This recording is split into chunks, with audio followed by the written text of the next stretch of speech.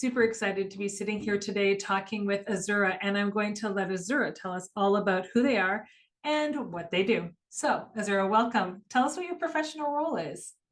Hi, my name is Azura Goodman. I'm a registered nurse and an internationally board certified lactation consultant. I have been working in the field of lactation for 10 years. I really, really love it. Yes. And at the same time, I've split my practice 50% between like helping families feed. And I say lactation consultant, but I use the term, that's the official term, and I use it really loosely. I want to be seen as a feeding consultant. I want to be open to families who choose not to offer human milk, who choose to maybe offer formula and human milk. I just want to seem neutral because that's really where my stance is, to meet people Right. where they're at.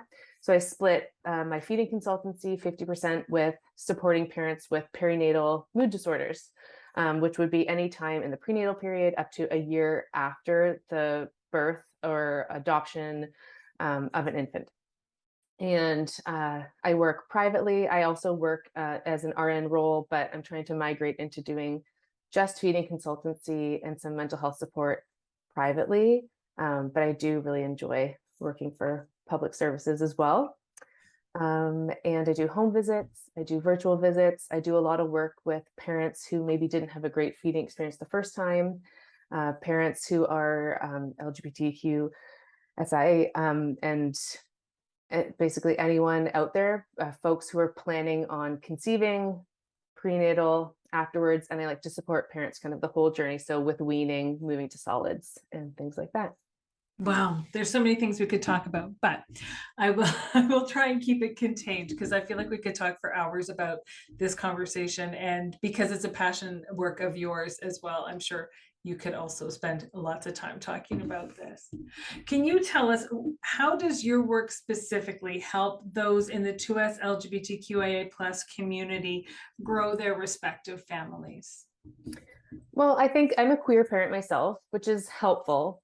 Having said that, and as everyone watching knows, your experience is only your experience. So I do take that with a grain of salt.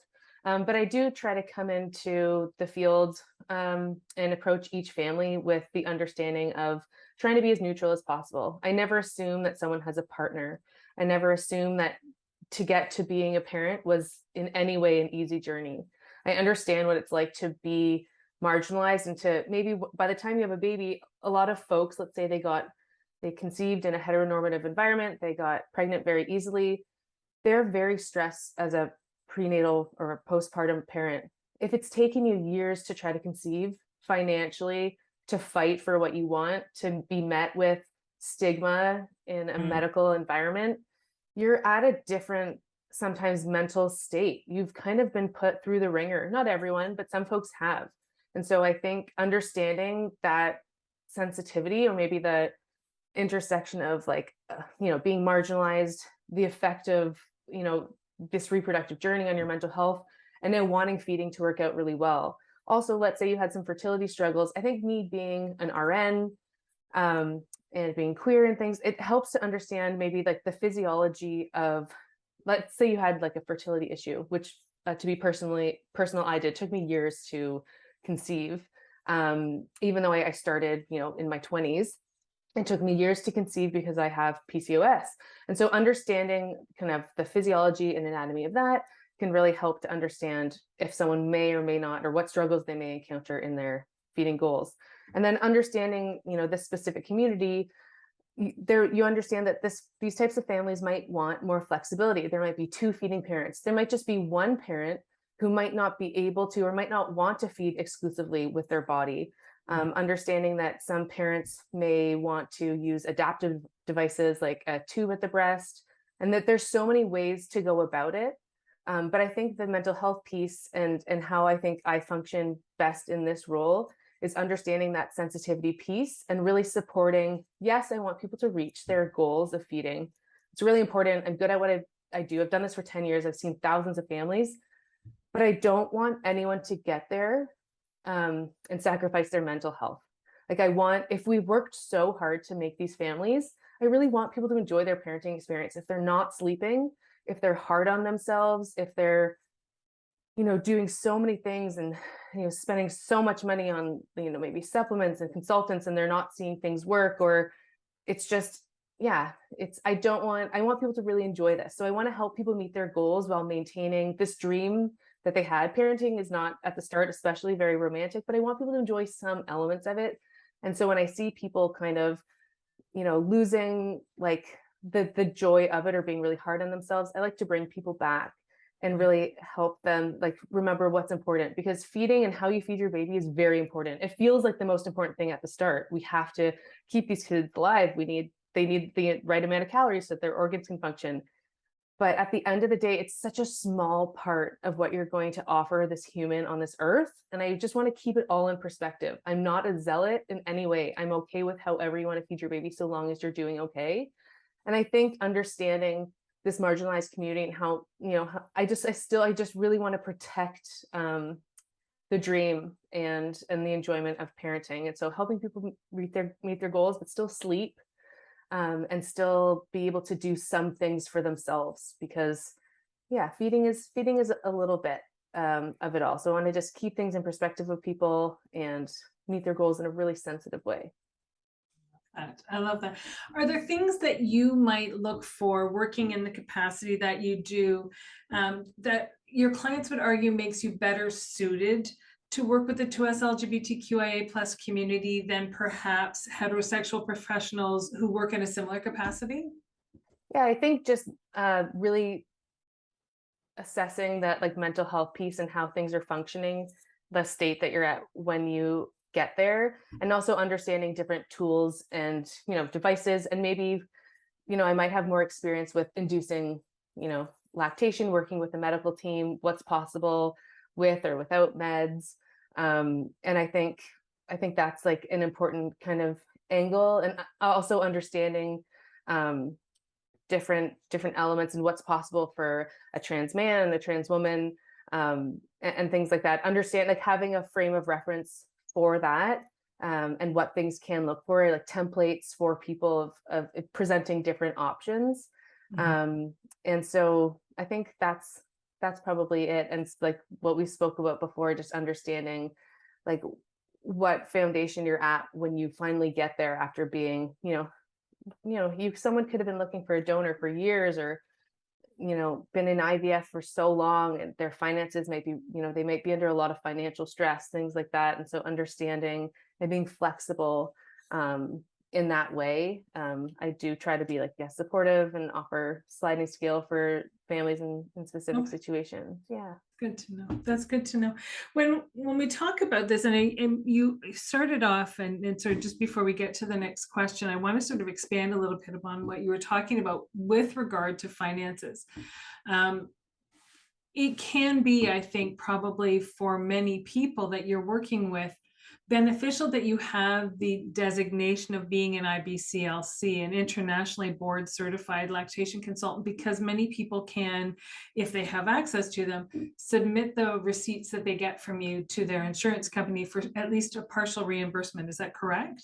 Yeah, it's changing. So, if anyone wants to reach out for me, I have a template to present to your workplace. Not every, it's not as common for insurance companies to offer, like to have a category like massage, osteo, lactation support. But Mm, if you have a health spending account, which is very common, then right. yes. So this is, and because I'm an RN as well, a lot of insurance companies allow you to get private nursing support.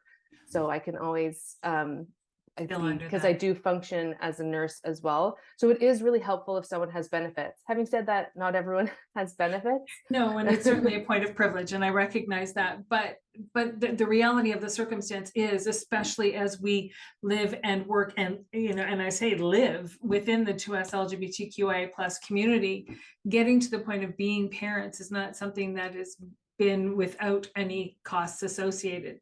For the overwhelming majority of members of our community who have families, it has put them back financially, over many, not all, but many of our heterosexual peers. And so if there's a way to recoup just even a Of few course. dollars here and there, I would think that this is certainly one way that we can at least hopefully get something back. But you're right, it's a point of privilege, and not Yeah. everybody's got it.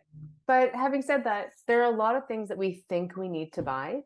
Right. before. And I know that, having been so excited to finally be a parent, thinking like, I need this robot that rocks my baby, that like the thing, Yes. I don't want to say any brand names or anything. Yep. But looking back, there are things I wish I put on my registry, like an Uber Eats, like contribute to my Uber Eats thing, or contribute to this like small account for, you know, postpartum support, whether that be body work for yourself or your infant, Yep. lactation consultancy, things like that. Like these are the things that I think are really important too. If you were to devote some money to things you need, like, you know, there's beautiful muslin blankets you can buy, things you can really get caught up in, but we really want to feel supported, confident, and like knowledgeable Right. in your role. So as a new parent. So I think if you sometimes feel like, you know what, defaulting to an expert might help, I think finances going that way might really serve you in your ability to feel like you're settling into your role. But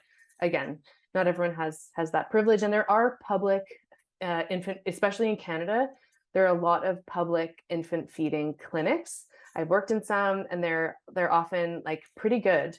You're not necessarily, someone's not often coming to your home. It's not necessarily like this holistic experience all the time, but it can be really, really helpful, especially if you have specific issues like your baby's not gaining weight properly, different medical issues, things like that. But there's always things that you can access. But it takes a certain amount of kind of tenacity to get there, because these services often don't have a budget to widely market. So there Right. are lots of options. That's excellent. Are there any pearls of wisdom that you have learned over the years that your clients are especially lucky to learn from you? Um, that's a great question. Uh, I think I might have touched on it a bit, but it's truly that, you know, I love what I do and I love this role, but it's such a small piece. So it will work out for a lot of people. So based on your own anatomy and physiology, a lot of folks who want to feed will be able to do some feeding. But that despite it being able to be, you know, accessible to you physiologically, for most or some, it doesn't necessarily mean that feeding an infant with your body is the best route for you. And it sounds really contradictory to kind of my profession and what I do. But I think that looking at what you want for your lifestyle and balancing that with the nutrition that you want to like offer your child, and it's all kind of a big picture thing. And the most important thing that I want a parent to be able to do is to respond to their infant. So it's not the type of calorie or whatever, is when your child cries and asks for someone to look at them, pick them up, acknowledge them, and make them feel safe. That's what this is the, other than a caloric like amount, this is the nourishment that they need. And if you Mhm. get to the point where you are so flat and exhausted and uninterested to be able to consistently respond to your infant, then it's time to kind of change something up. And that doesn't mean abandoning feeding a baby with your body. It could mean getting support from another route, things like that. But I think it really is looking at it a full picture. What are you missing? Do you need to ask your if you have a partner or a family member, do you have to ask them to take a short leave if that's financially accessible to you? Do you need to, you know, start building skills around being assertive enough to ask people who do want to help you for Mhm. help? Is it that you do some pumping and you offer it, or have someone else offer it in a different way if you really want to offer kind of that, you know, human milk and things like that. And another thing is that feeding can look like a lot of things. So if someone was able to exclusively feed their infant with their body, great. Someone can also do that and offer pumped milk as well. Someone may have trauma around their body or some dysphoria around their body, so they do want to offer human milk. And so how can we figure out ways to make you feel safe Mhm. utilizing this part of your body? And so, you know, using a tube, that there's so many ways that it can look like, and it can look like something for a couple months, and then that might not feel right, or maybe you're ready to go kind of fully into something else. And that there's so many routes and paths to get to different places. And I think just that like flexibility in parenting is so key with everything. I think just one thing that I'm so happy that I've got from parenting and for my clients is that it teaches you, especially if you're like regimented, and a lot of us have become parents later. So it's like we're really set in our ways, we're doing things. And I think you get to a point where you're like, okay, I kind of have to just sit back and respond to what the situation is asking of me, what this infant is asking of me. You think you're going to jump into a schedule and get things moving like a, well-oiled machine. And it's not, sometimes it's just like, okay, like, what am I seeing? What do I need? And every day is a little bit different. So it's kind of like an exercise in letting go of the reins and having this wild infant be your boss, which is hard for a lot of us. A lot of my clients Sure. are closer to their 40s. They're successful, like in their lives or their careers or their relationships, and they're used to things just A plus B equals C.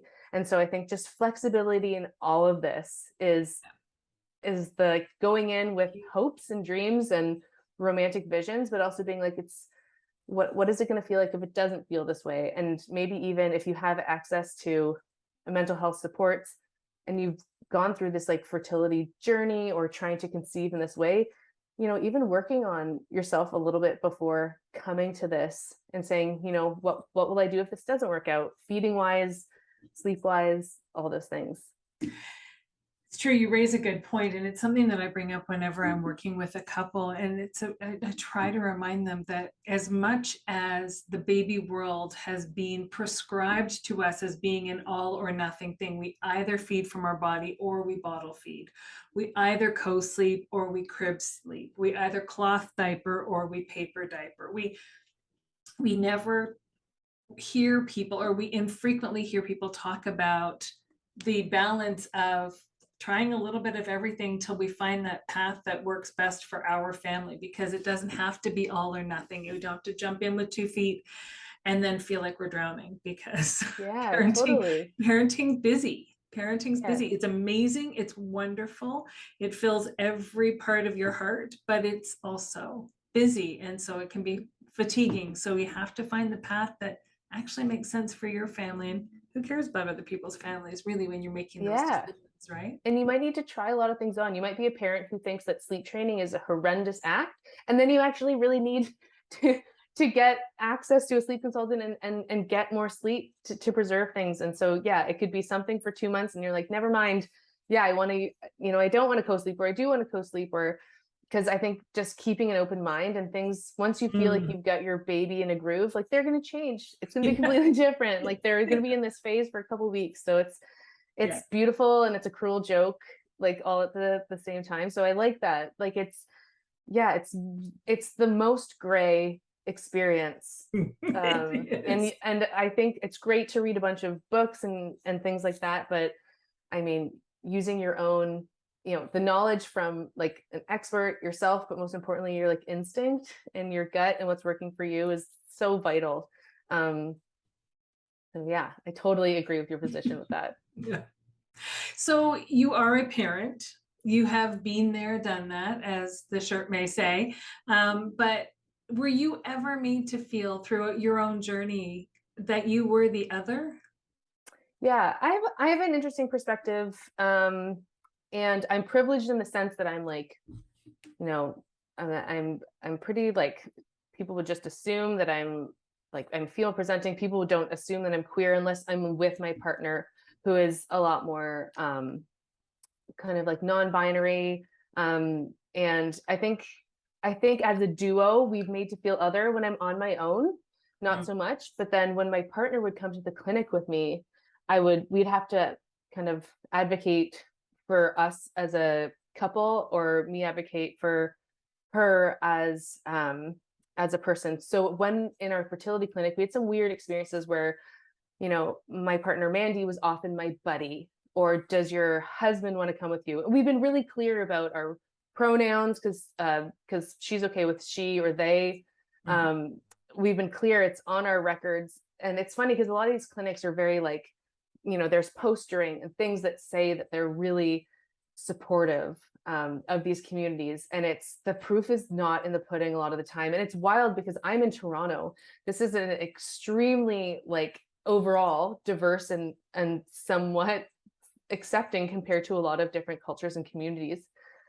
But often it was like, yeah, does your buddy, we were like, I'm like, that's not my buddy. And they're like, sorry, your husband. And I'm like, definitely also not my husband. Like, you have my chart, you have both of our charts in your hands. So it would just take that extra mile. And then I think, like not, we had to, we started doing a lot of IUIs. So using washed frozen sperm and then inserting it directly into the uterus.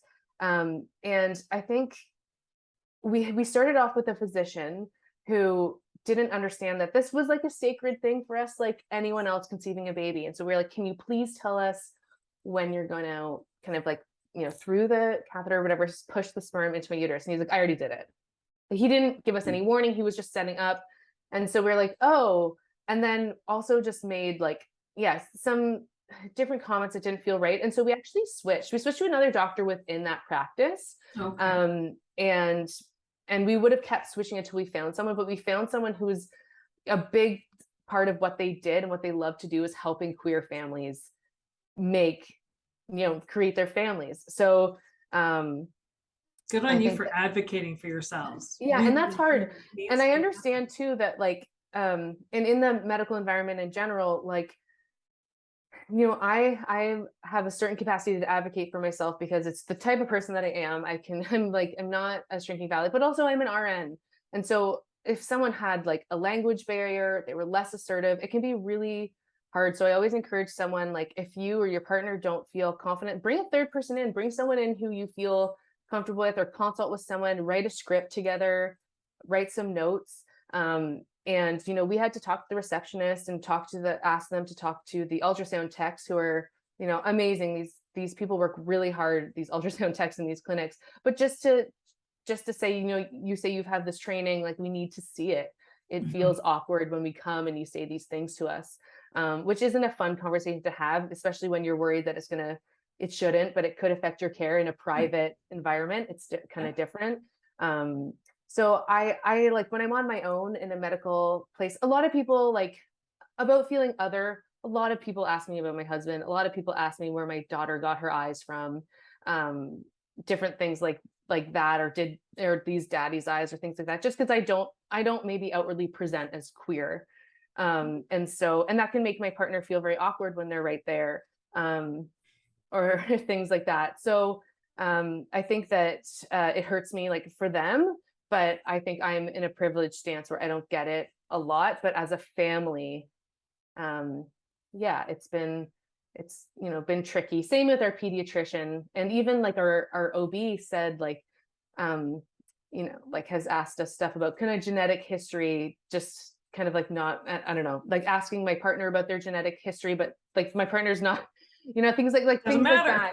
Yeah. Yeah. So it's just kind of helping others, like, nudge them along, and all of us make mistakes, myself included. So I don't hold that against anyone, but there is a lot of like teaching, correcting, which can be a burden for people. But hopefully, like, us doing that helps the next person, when we teach about language and things like that. So I haven't made to feel like too other, but it's always nervous moving to a new community. Even we moved about a year ago. You never know, like, are you going to be accepted as like this queer family on the block, things like that. We were really lucky, and we went to our child's daycare, and there was 3 other same-sex parents, like, in the class. We were like, this is wild, but you never know what you're going to get. Sometimes you fear for your safety, Sure. in any environment. So Yes. yeah, so we do feel it a bit. I think that I'm at a, like, just based on how I present, it's helpful, but I know my partner is, we've definitely encountered some awkward situations. Recognizing that there's going to be obviously some bias, you've agreed to be a part of this show, so you must see some value in a show such as this. When you were on your journey to becoming parents, and and looking back, are there parts of this show that you're hoping other people will have access to? Are there stories or situations or dynamics or professionals that you hope are participating in the show because you really would have felt a benefit from having a chance to hear a story from them? Yeah, I think just just hearing about families who'd gone through it, what that process looks like. We actually wish that we had stopped doing IUIs earlier because we Mm, spent so much money on sperm. right. And IVF actually, based on where we live and like IVF, like the actual IVF procedure being covered, we actually would have saved money going that route. So hearing someone say, if you have these specific fertility challenges or whatever, different routes of going around it, us being able to kind of financially plan and understand what to expect, Mhm. I think would have been helpful. And understanding, like I went into this thinking that because all my friends who were queer got pregnant literally on the first try. So I think a more realistic outlook, I think that would have been helpful to say like it could happen fast, it could happen in a few years. And I knew that theoretically, but I didn't, because of what I'd been exposed to in my social circle, I didn't expect that would happen to me. I also would love to see someone explain employment insurance and what to expect and how that could look and how you can share a parenting leave, how to process things, how to plan for that. Mm. And because sometimes there's a big, delay for that. And also, I knew nothing. I am a great lactation and feeding consultant. I know nothing about infant sleep. I've gotten to know more based on helping families, but I really would have liked to understand some. I really went into this thinking, because my field of practice was so narrow, that babies will just sleep, like they'll just fall asleep when they need to sleep. Like you'll be out and about in the full sunshine, they'll just like go to sleep. That's when they need their nap. I didn't know you needed to help infants along with this, and to and what I'd been taught as an IBCLC is very anti sleep consultants and things like that, because it can disrupt the rhythm of your body understanding exactly how much milk to make. There's ways around that. If you work with someone like me, you can figure that out. But kind of, an understanding of sleep supports or what to expect or how to help that, because once you get your kid, like having their sleep needs met, they're often like a happier kid. And you're able to settle into your role easier if you're getting, I like to say, a minimum of like 6 hours, even if it's chunked in a 24-hour period. So it would have been nice to, I'd love to hear from someone doing some sensitive sleep support and things like that.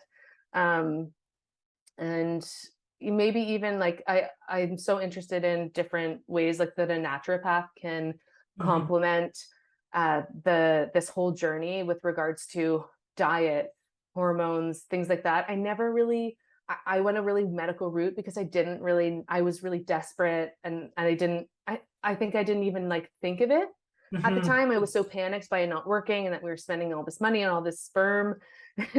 And so I think going back, like with my condition that I mentioned, like PCOS, it would have been really cool to, done a more diet or supplements based things. Like I did do some acupuncture, but I think there's so much to uncover, especially with infant feeding as well. Just certain supplements helping build mammary tissue and different things like that. Or even if someone really wanted to suppress their milk coming in Yes. at the Yeah. start because it's triggering, different supplements, and that way I can help with things like that as well. But it's if you have like the coverage or the financial access to these types of professions, they can really complement things in and I love a holistic profession that will kind of look at things from all angles, from your sleep to your mental health history to what you're eating to supplements and medications that you're taking. So I think those would be some interesting ones for sure. Excellent. Some I think I've got lined up, and some I think I need to work on. But remember, next year is going to be in person. And so if I don't have somebody this year, then hopefully I'll have people to fill the roster next year that meet those needs. But it's important to me to speak to people and make sure that I'm having someone come to speak about the things that are important to them. So thank you for sharing that. How do people reach you? How do they find you? Where are you in this space? And do you do virtual consultations as well as in person? Because the in person's important, and I recognize that, but especially, I'm a strong proponent of people reaching out and making connections before babies even arrive. We ask Mhm. we ask to make connections before we need the connection, because it's easier than when we're feeling desperate to reach out to the people we've already connected with, right? So to that end, people are going to want to know how to get in touch with you. Yeah, I agree. I think building rapport with someone and just trust is important. And I remember I was starting off my Instagram. Someone's like, you have to put videos of yourself so people can see what you're like, so they can it is a really kind of like sensitive profession, what I do with people. So So a few ways to get me. I do virtual, and I'm great at it because I'm not a practitioner that will take your baby and latch them for you. I'm not touching your body. I'm not touching your baby unless you really need to. You really something's really not clicking, or based on maybe like a learning disability, we need to go through it in specific ways, or that will help you, kind of that kinesthetic learning. Right. But because of that, I'm really good at virtual because I'm not touching you anyways. And I've just gotten a lot of practice with virtual over the past 3 years. Of course.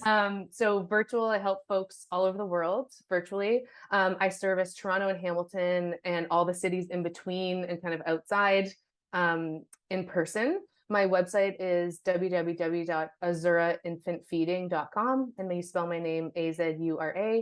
And then my Instagram is at Azura Infant Feeding, and there's lots of nuggets in there, to get an understanding of what I'm like, how I practice, and I like really practical kind of holistic advice would be there. And so you can reach out to me through my Instagram. You can go to my website, you can self book, or we can just connect and start to get an understanding of each other. But I do follow people through their journey where I work with them prenatally, and each prenatal class that I do offer is based on your needs and your adult learning style, and then I tailor it to you, just because we all learn so differently at this point. And then, so if we've done a class together, which we don't have to at all, and there are packages that include this, and then if we work together, virtually or in person, I have an understanding of what your goals were. And we kind of have like, if this happens this way, do this. So you kind of have a bit of a roadmap, and we can work with that. I know, what you really want this all to look like in your history. So it helps me right when I get there. We've actually done a lot of the groundwork and the history taking, and so I can just get there and start helping you right away. I love And that. in your medical backgrounds, and I think being an RN really helps with the understanding of the physiological stuff that can hold people back, like with low milk supply, things like that. So Yeah. yeah, feel free to reach out to me at my on my Instagram or on my website, and I'm happy to just chat with anyone too, like informally. But it's always helpful to have a prenatal session. And my favorite client to work with, I mean, I love everyone, but is someone who had a pretty shitty experience the first time, and this is their second kid, and we want to plan prenatally for how to make this different, and in a sensitive kind of trauma informed way, look back on how things went, figuring out what might have gotten in the way, if there was either a knowledge deficit, it was just an anatomical thing with baby, your body, whatever it is, if it was like a hormonal thing, go through everything, make sure we understand exactly what happened in a sensitive way, and plan for the future. And we've had a lot of success getting people off to a completely different start. Oh, good. And so, yeah, I call that consult the second go. I love to do it prenatally, and then we kind of connect afterwards. And I offer a lot of like tech support, follow-up support, because these things, hour and a half session is great, but it's how it evolves over the weeks. And so that's part of my service too. So I'm happy to talk to anyone.